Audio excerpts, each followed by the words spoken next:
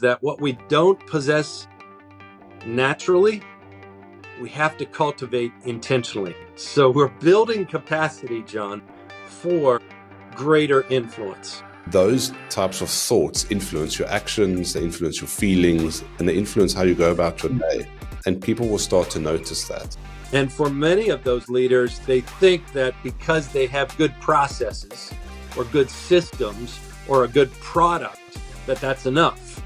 And unfortunately, it's not enough, because people essentially build trust not because of a transaction, but they build trust because of a connection.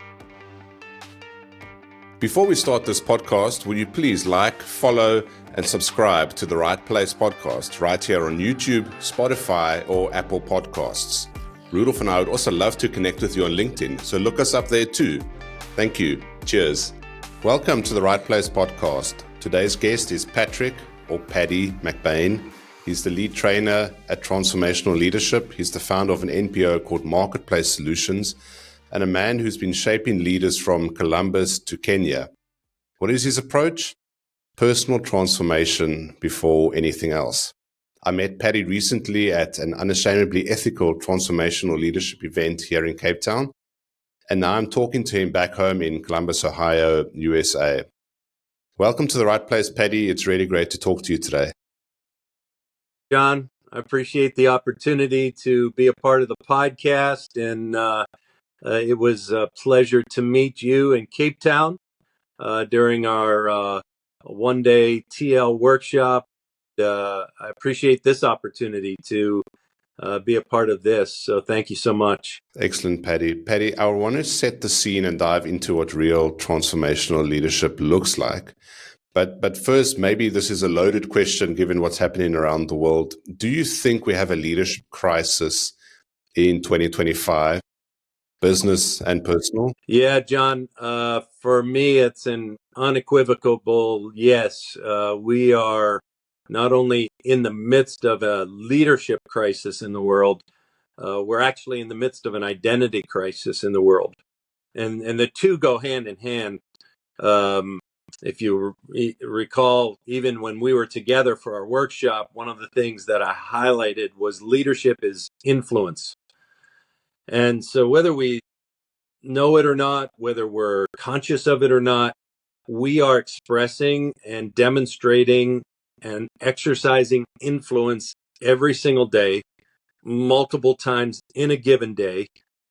And that influence that we're exercising is either having a positive effect or it's actually having a negative effect. And unfortunately, because many of us come to the equation of demonstrating influence from a place of insecurity, we actually begin to repeat some of the generational challenges and behaviors that have actually been a part of our own experience, and the things that we would publicly maybe even complain about or say we'd never do.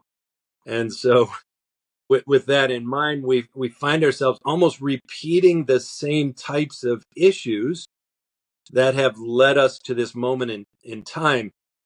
And without courage and without the ability to actually make a personal change in the way we see ourselves and how we want to make a difference in the world, that influence isn't going to shift into not only being positive, but in our conversation, being transformational. I agree with you. And I think leaders are challenged because there is so much noise out there and there are so much pressure on the leadership, whatever position you're in, a leader at a school, a leader at a church, a leader of a business.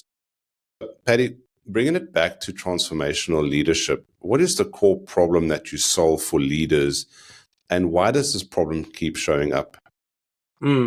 Yeah. So let's continue kind of where we just started. And you referenced it a moment ago. For us, one of the sweet spots, if you will, that distinguishes transformational leadership from a lot of the other types of leadership that is out there is that we believe that all transformation begins with personal transformation.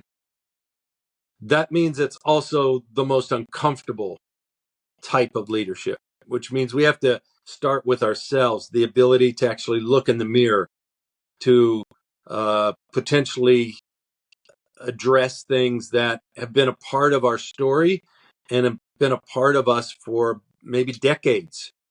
And without the ability to look squarely at ourselves, see where we come into the equation, and make a commitment to personal change as a hinge point to what we might do in the future, it's going to be very difficult to really have an impact.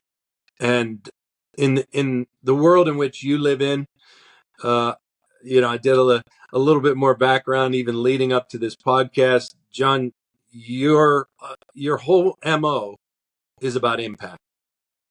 It's about creating a network where leaders of leaders can speak into the lives of each other and do it in a way that doesn't have some of the baggage that many of us come into settings with.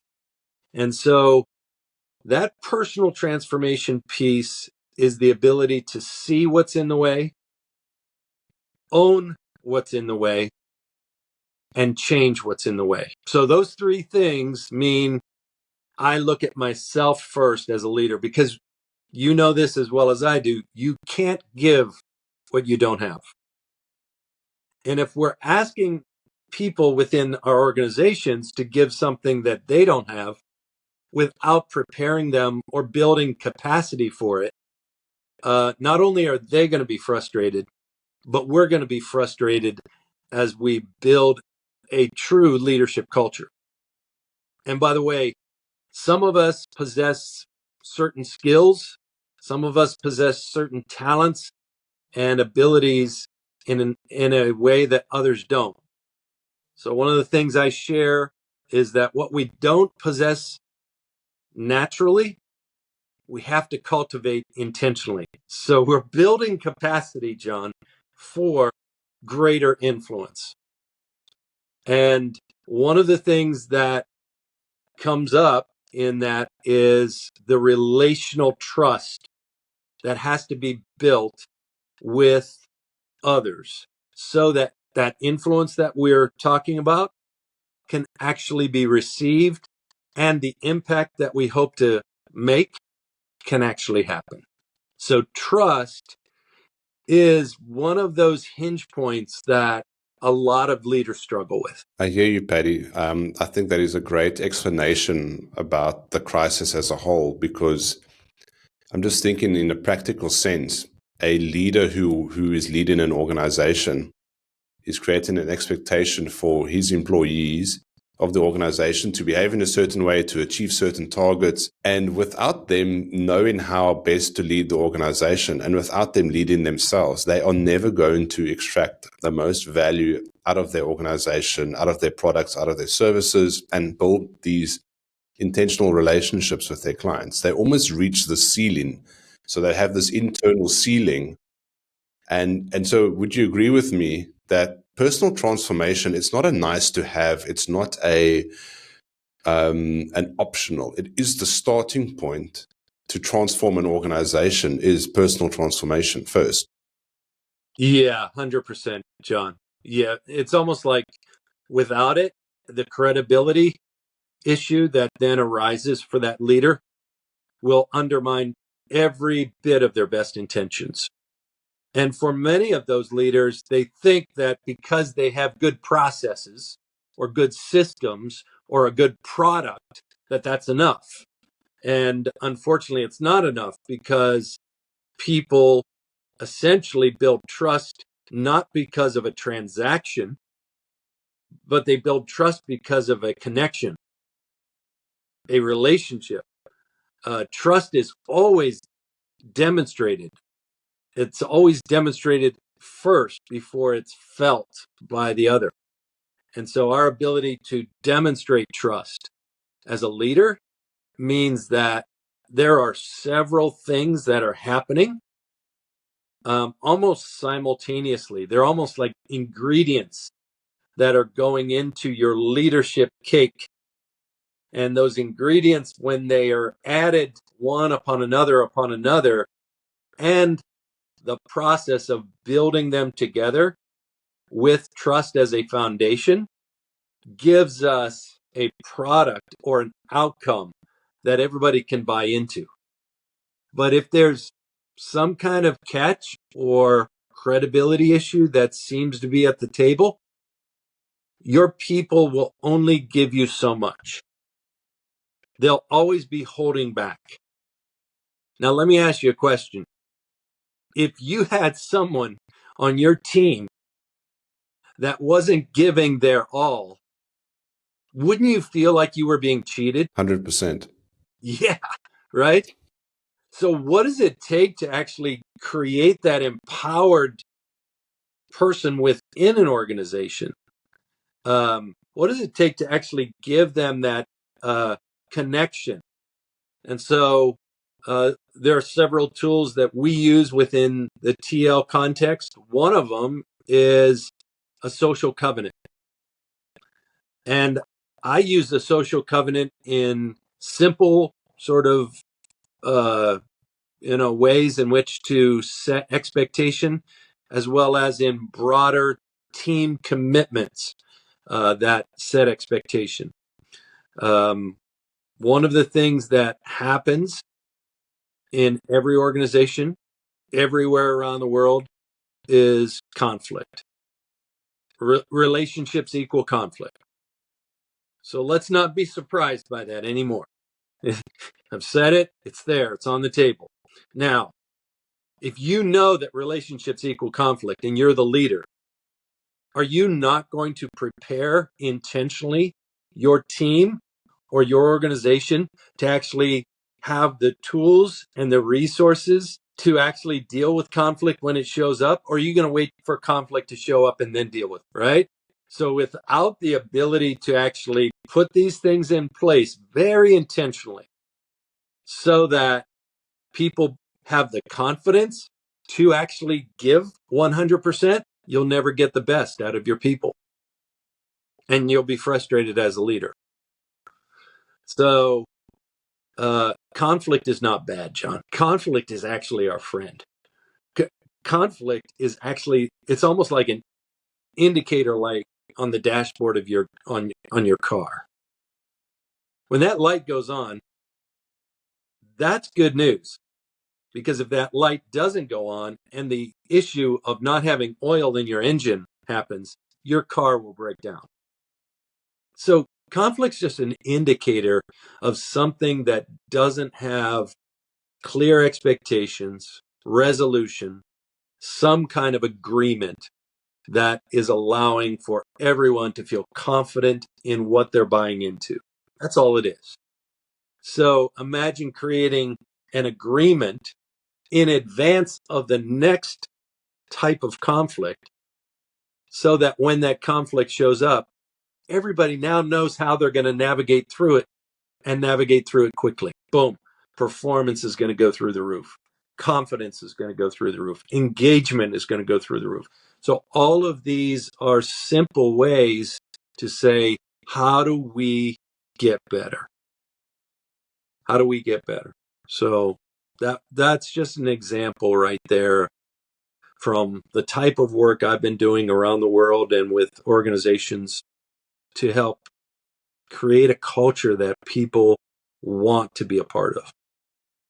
I love that, Patrick. And I love what you mentioned about doing the work there. And I feel sometimes as leaders progress through the organization, they see their progression almost as a way to excuse them not having to do more work. And I almost believe that the higher you climb, the more work you should be doing.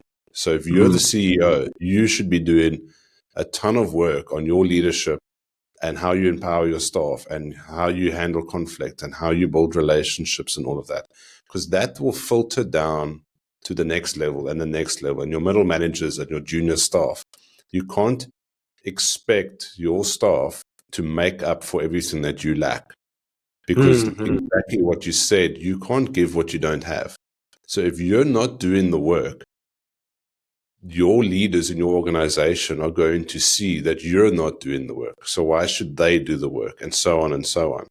And that's a dangerous place to be in, where the leadership isn't sharp.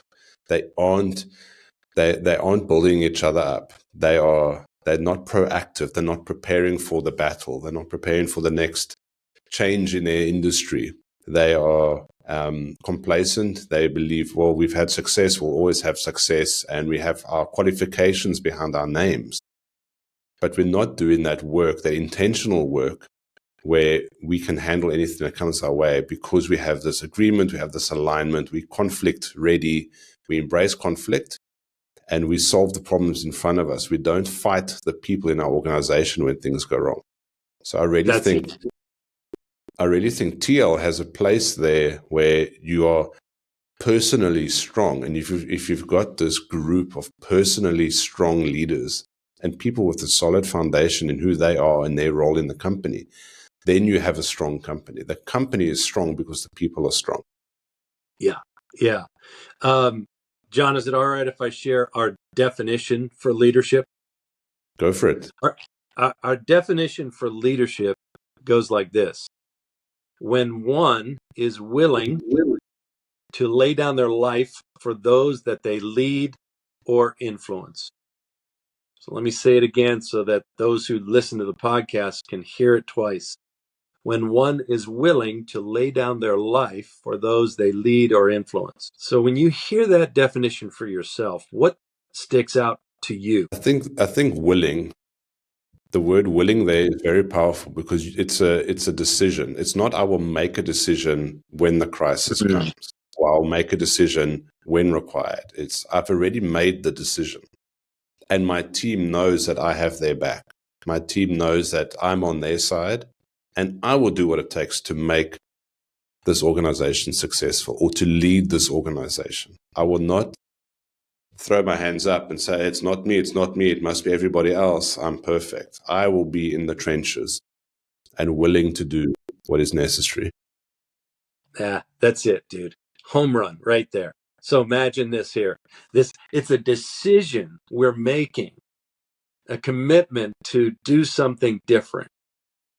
And again, it doesn't mean that those who have gone before us haven't paved the way or done something well. It just means for me, I'm willing to do this in order to see that.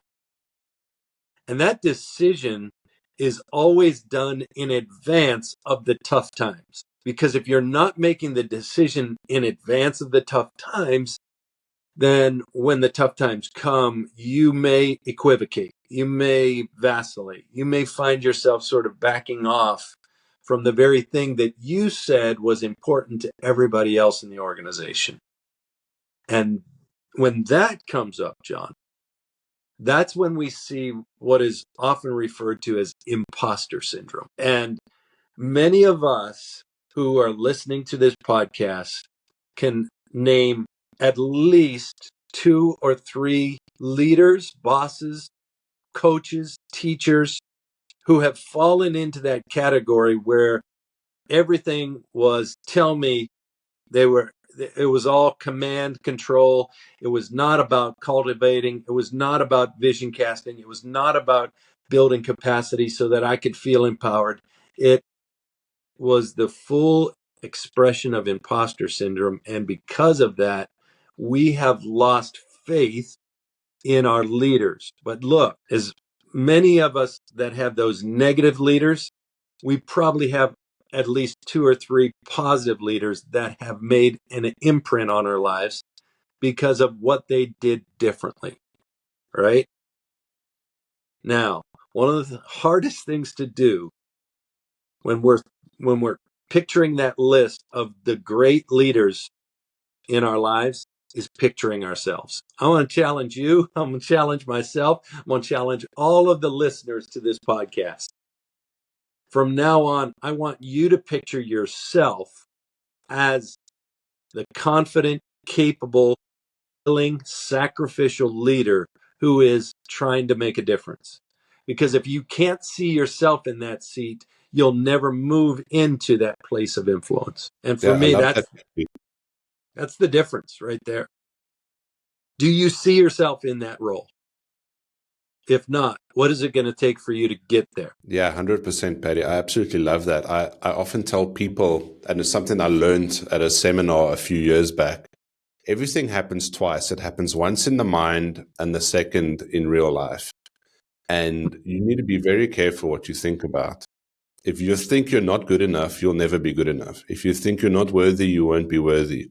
If you think no one's going to listen to you, no one's going to listen to you. But if you think, hey, I'm getting my ducks in a row, I'm figuring things out, I am good enough, I want to contribute, I want to have positive visibility in my organization, I want to stand up, I want to be counted.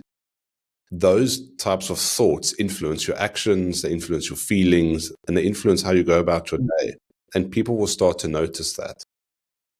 It starts internally. It starts with this personal transformation. It starts with your affirmations or your daily Bible readings or whatever you do to prepare yourself to face the scary world out there.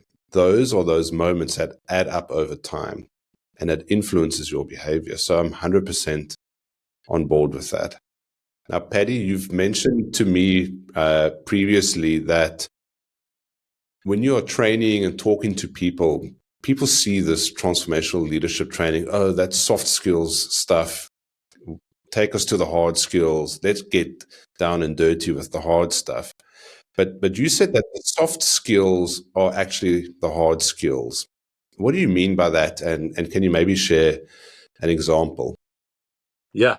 Yeah. One of the things that is easy for us to do from a transactional position is to create great processes, um, efficiencies that allow us to tactically move from point A to point B. But again, because our leadership is being demonstrated every day, and that identity component that influences how we influence is in play as well. It's going to require us to build some really strong things, even in the area of communication. Think about this. I mean, our world is so different today in terms of the way in which we communicate. If I get a text from my wife and it says, hurry home, how should I interpret that? It Is could it be good or bad. exactly? And so, even in our messages, our actual words only make up 7% of a message. The other 93% is made up by our tone of voice, which is 38%, and our actual body language, which is 55%. Now, that's a big deal because many of the ways in which we communicate, we don't have this, where our body language, our tone, and our words are being seen. So what you've done intentionally is create an environment where communication can happen at the highest level. Now, doing that every day internally is going to require some practice because not everyone shows up with what you would call excellent communication skills. And even the people who do show up with good communication skills need to get better because communication is never a one-way street. It's a two-way street. So let's talk about communication from that perspective. Here's one of the things that I say it's a soft skill that has to be developed. Great leaders ask great questions. So you've been asking me questions. Have you noticed how I've flipped it on you a couple of times and asked you questions? I can't help myself. I'm in settings like this all the time. I want to know what you think. And while you're interviewing me and I'm the one who's doing the majority of the talking, at the end of the day, I'd rather have a conversation Yeah, me because too. without the understanding, John, we're dead in the water, aren't we? And so that's a soft skill. And it's one that organizations they're literally, scampering like crazy to build communication skills into their culture. Because this generation of young leaders that's coming up, has been raised on Instagram, Facebook, other types of social media. They've literally been raised and taught to communicate there. So they're really good in that area, but you get them in a one-on-one situation like this, a lot of anxiety, a lot of doubt around, did I say the right thing? Did I say it in the right way? So for instance, those soft skills of communication, if we don't intentionally develop those, it's another thing. What we don't possess naturally, we have to cultivate intentionally. So the soft skills for us are embedded on the front end of the transformational leadership experience. Because if we're going to show up and we're going to work together, we're going to need those skills in order to be successful. Would it be helpful if I shared one of our listening tools with the audience? Yeah. Go for it. We can figure out a way to even embed it or share it from a screen standpoint. But the word to remember is S.L.O.W.E.R. S.L.O.W.E.R. So the S stands for square up, which is a body language position, and silence, which is an internal sort of quieting your mind so that you can actually hear what the person who's sharing is actually saying. I don't know if you've ever thought about this, but people do not hear what you say.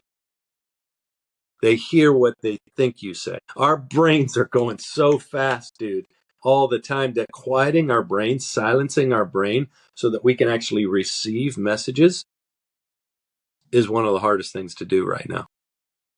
So you're retraining your brain to actually receive communication. So that's the S. The L, lean in, listen. There's your body language again. You know, it'd be one thing if I was back here like this during this podcast and going, yeah, John, you know, this is good. Yeah. It's another thing if I move in and I actually lean in and now actually hear what's being said. Our O is open posture, another body language position, and then open-ended question.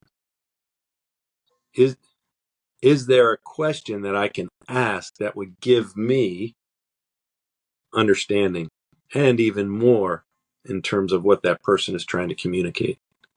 E, eye contact, the ability to connect with someone through the simple looking at that person and making eye contact is often overlooked. And then R, relax, respond, repeat if necessary. So, you know, you're good at this. You're the consummate interviewer, the one that can say, so Paddy, if I heard you correctly, I think you just, right? That ability to do that is a incredible gift in terms of creating communication connection. These are examples of the tools that are just embedded in the whole transformational leadership experience. I really love the analogy that you just broke down there, slower, because oftentimes, and this has been said multiple times on other podcasts and in books, is people are listening to respond. They're not listening to understand. So I'm waiting for you to stop talking so that I can tell you what's actually going on, or I can one up your idea or tell you why that's not going to work, instead of trying to hear the other person and understand their point of view, which might be an opportunity for me to say, I'm wrong. That is a better idea, or that is a better view on this, or we should do it your way rather. My way is misinformed, or I didn't have all the information that you had. And what I like about you talking about communication is, I think oftentimes leaders or even organization-wide, they think they don't have to work on it because we are designed to communicate. We talk, we email, we chat, we host meetings all day long. So why do we need to communicate? Well, we are communicating poorly.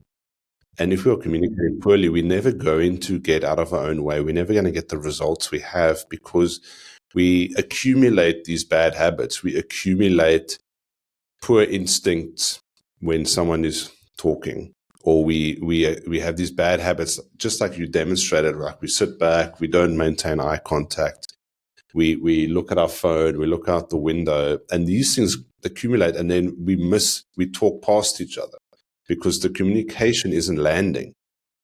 And I really love what you said there, that you put these soft skills right you front load them in the transformational leadership, because those skills inform everything else that you're going on about in the training, because it's all communication. We are communicating what's going on in our organization or in our personal lives, or on the project that we're working on, or the service that we are developing. A good handle of the soft skills, people aren't going to understand what's going on, or they're going to misinterpret your role in the organization, or why things are taking longer. So I really like that you aren't sugarcoating it and say, oh, we'll get your communication later. Let's just focus on the nice, interesting stuff, because these soft skills cover everything you're talking about. Do you agree with that? Yeah, no doubt. And I often think of it from this position, John. We're always communicating, even when we don't think we're communicating. Our human sort of nature is, as long as I'm awake, I'm communicating. As long as I'm breathing, I'm communicating. Communication isn't a leadership skill. Communication may be the leadership skill. And so developing communication habits, techniques, the ability to ask questions that truly make a connection is really, really, really big. So excellent, Paddy. One of the other tools that you mentioned was the TFA tool, the thoughts, feelings, and actions. Can you summarize that in a few words, and maybe give an example again of the impact that you've seen during your years training on TL? Sure. Yeah. So TFA stands for thoughts, feelings, actions. Every day throughout the course of, multiple different times, different experiences, different events take place. Every time an event takes place, whether it's you picking up your phone and reading or scrolling some kind of message on social media, to someone cutting you off in traffic, to the way in which you interacted with a colleague, all of those events and experiences now trigger a thought. Well, the thought that you're thinking in that moment will automatically generate an emotion or a feeling. Well, that feeling then feeds the outcome or the demonstration that comes from every single one of us every single time, which is the action or behavior. So thoughts precede feelings, and feelings precede actions. Now, what's interesting is throughout the course of, kind of looking at this and trying to be a little bit more reflective as a leader and trying to build stronger, orientation around how this tool can be used and leveraged for you as opposed to against you. Typically, we don't think that something this simple can make a real impact. So I think I'll go back to kind of the whole conversation we had at the beginning of the call, which is the credibility issue and even the way we see ourselves personally, and use it from my own story, if that's okay. So, one of the things that went through my mind as I not only was introduced to transformational leadership and began to think about sharing these tools in my circle of influence and potentially taking it into other circles of influence, was that would anybody ever really listen to me, knowing that in my background, I've got anger issues. I've got adultery.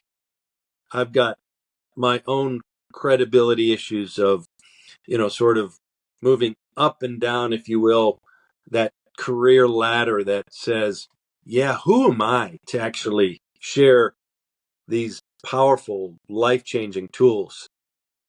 And it actually required me to think differently about myself and to think differently about how I would show up in a situation. Our definition for self-identity is the thoughts I believe to be true about myself.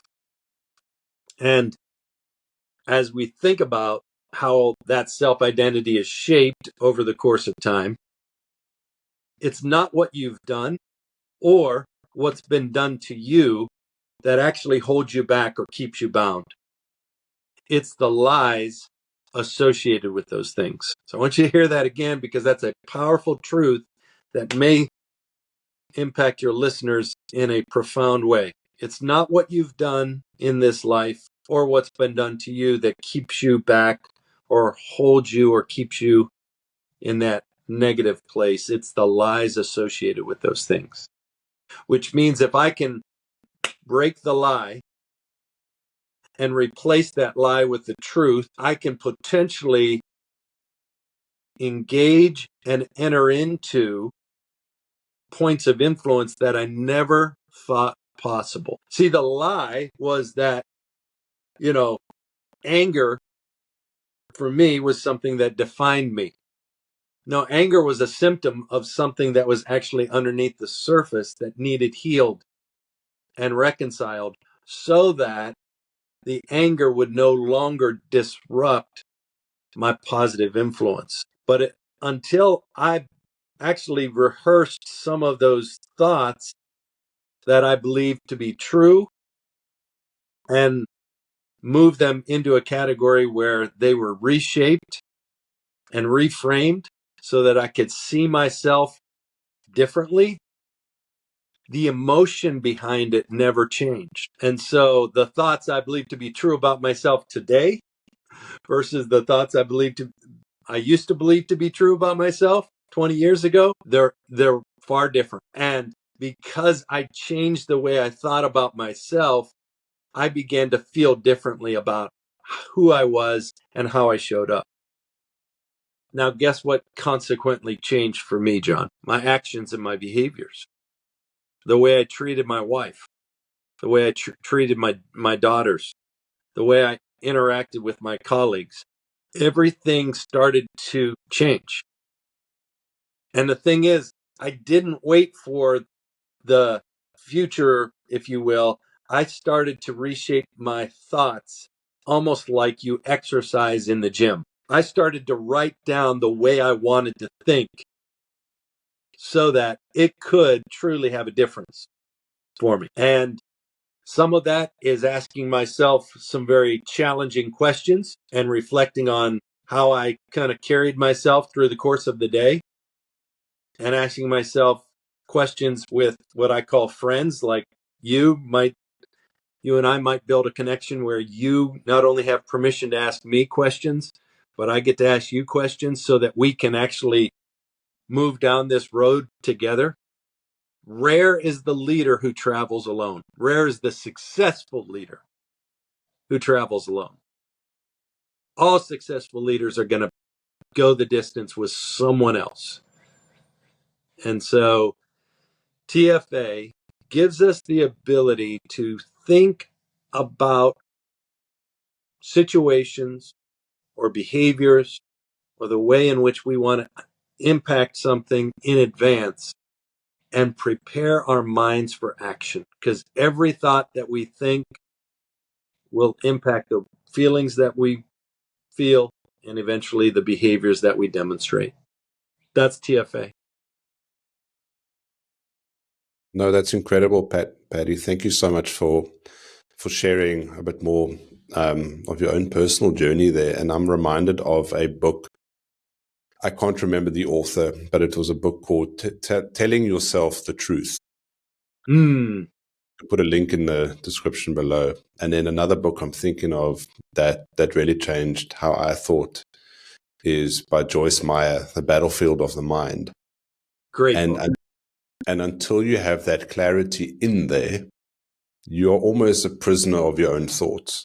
You're almost destined to end up where you think you are going, because that is the thought patterns that are there.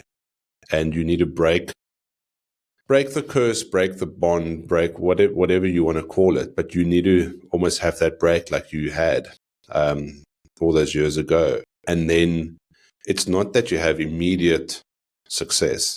You then have to start doing that intentional work of replacing those thoughts, exactly like what you said, with the truth. This is what actually happened to me, or this is what actually was the result of this, instead of believing a lie or what someone said. And that is a process that you go through. And then slowly but surely, you're creating this new mindset. And that is going to create new feelings, create new actions and everything. But you can't just start with the actions. You can't short circuit it. It has to, you got to draw a line in the sand and say, hey, I need to think differently about this, or it's just going to be history repeating itself over and over again. Yeah.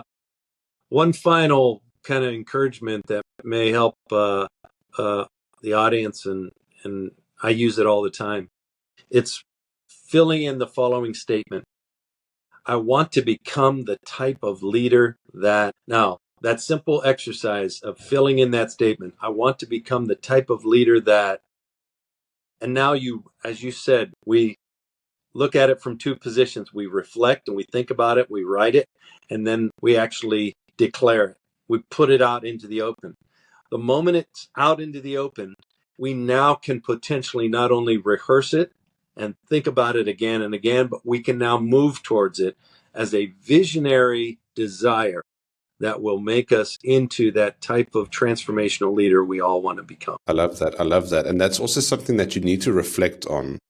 If you're going through a dip or things aren't quite working out, reflect on that again. Like, am what I'm doing right now contributing to that direction, the direction of my leadership that I want to go in? And you might have to say no to some things, or you've said yes too easily to certain things, and it's kind of steered you off course, or it's created new thoughts that aren't really positive or taking you in a good direction. So you need to come back to these almost foundational principles on a regular basis. And I think that's what good leaders do. They keep coming back to home base. Yeah. They don't have everything figured out. They don't pretend to have everything figured out. They keep going back. Okay, what is my core? What are my values? What type of leader do I want to become? Okay, is this still in alignment with that? And then that determines my next steps. Instead of just going further down this rabbit hole, far off course, I'm coming back to home base, reflecting, and also holding yourself accountable with other people as well. And like you said, having those relationships with friends or connections or work colleagues where I can ask you a question, you can ask me a question, and we hold each other accountable. Yes. And that is when you iron sharpens iron. That is when the truth is the whole time at the forefront, and not people patting you on the back and saying you're doing a good job. Meanwhile, you are just destroying the company or the culture. And that is uncomfortable, but that's where the growth happens. And that's where the truth comes, where you can really lead intentionally, but lead authentically at the same time. Yeah.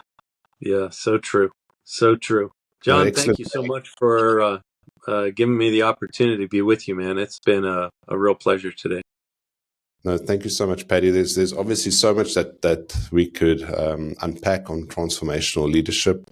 I'm going to put all the links in the show notes below where people can get a hold of you. But if someone wants to connect with you, talk to you, have a Zoom session with you to learn more about transformational leadership, what's the best way to go about that? Yeah, two parts. Let's put the LinkedIn, my profile LinkedIn in the chat for everybody to click on and connect that way.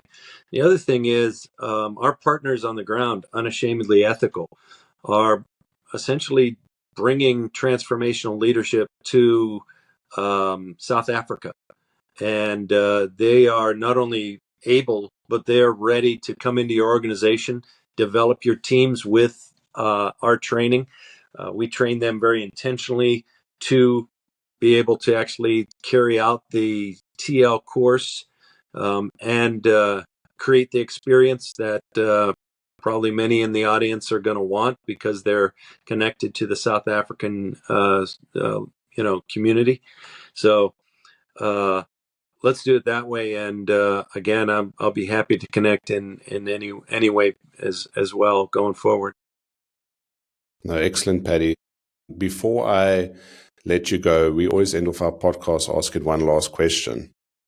And that is, what has been in your right place in 2025 feel like? Yeah. So I have a word that for me, I sit every year at the beginning of the year, get a word that's going to guide me through the year. My word, it's actually right here in my office, is flow. And everything is about flow. Everything is about creating movement. Everything is about when there's barriers, either personally or otherwise, when the flow is being hindered, it's an opportunity to grow. And so flow for me is fearless freedom, leveraged love, optimized opportunity, and wisdom for greater things. And so I'm reminded that when things are working, there's flow. And when things aren't, it's an opportunity for me to get better and to work on where the barriers or where the problems might be, so that I can create that flow again for myself and for others. Excellent, Paddy. I love that. I love the concept of flow. I've experienced being in flow a few times in terms of work and ideas and generating high quality products and services and things like that. And to put that front and center for you and to understand those barriers that can easily hinder you, and then be in a position to recognize that, hey, this is stopping me. Let's go back to flow, and just to reorientate yourself with what you're busy with or which direction you're going. That's really, really important. And I mean, that's a fantastic word and approach to handle 2025, especially with all the interesting times we're living in. We definitely are in some interesting times, aren't we? Excellent. Paddy, thank you so much for your time today. I really, really appreciate it. Ladies and gentlemen, this has been Paddy McBane. Please connect with him on LinkedIn. Please check out Transformational Leadership as well. Please also connect with our colleagues at Unashamedly Ethical. And if you're more interested in this, please reach out. It's truly a very, very worthwhile organization to keep tabs on, but also to engage with them in terms of their offering, in terms of the transformational leadership and everything that is happening in that space. Because once you figure out your personal transformation, it's just a matter of time before your whole organization is transformed. Paddy, thank you so much for your time. I really appreciate it. Thank you, John. All the best. Thank you, ladies and gentlemen, and we will see you next time at the right place. Cheers.